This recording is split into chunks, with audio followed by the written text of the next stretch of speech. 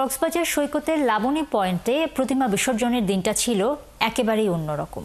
বৃষ্টি ভেজে আকাশ, উত্তাল ঢেউ আর ভক্তদের আবেগে মিশে যায় বিদায়ের বিষণ্ণতা। এমন এক মুহূর্ত যেখানে ধর্মীয় অনুষ্ঠান ছুঁয়ে যায় প্রকৃতি আর মানুষের অনুভূতিকে। কামরুল ইসলাম মিন্টুর প্রতিবেদনে বিস্তারিত।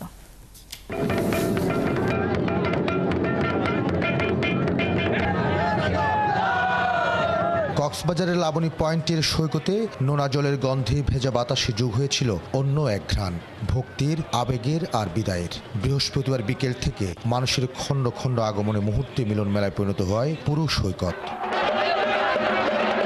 আকাশ জুড়ে ঝরছিল টুপটাপ বৃষ্টি, সে বৃষ্টিতে ভিজে যায় প্রতিমা, ভিজে যায় ভক্ত অনুরাগীরাও। আর সন্ধ্যা নামার আগেই মন্ত্রপাঠ শেষ হতেই ঢাকের তালে, শঙ্খধ্বনির উচ্ছ্বাসে ভক্তরা পৌঁছে দেন দেবী দুর্গাকে তার চিরচেনা গন্তব্যে।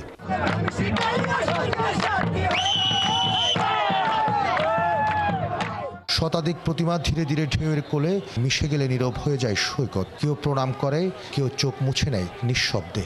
এবছর যেরকম সামনে বছর আরো ভালো হোক, আরো সৌন্দর্য হোক, সবাই ভালো থাকুক।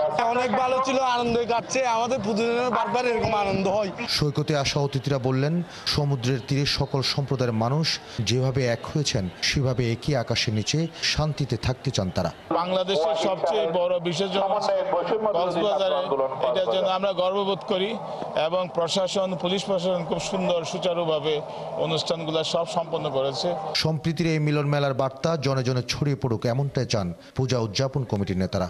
আমরা এমন একটা বার্তা দিতে চাই, আগামীর বাংলা হবে অসাম্প্রদায়িক বাংলা, আগামীর বাংলা হবে আমরা বৈষম্যমুক্ত বাংলা, আগামীর বাংলা হবে আমরা সবাই মিলে একটা সোনার বাংলা গড়তে চাই। প্রতিমা বিসর্জনের দিনে হিন্দু ধর্মাবলম্বী ছাড়াও লাখো পর্যটক অংশ নেন কক্সবাজার সমুদ্র সৈকতে, উপভোগ করেছেন সাংস্কৃতিক অনুষ্ঠান।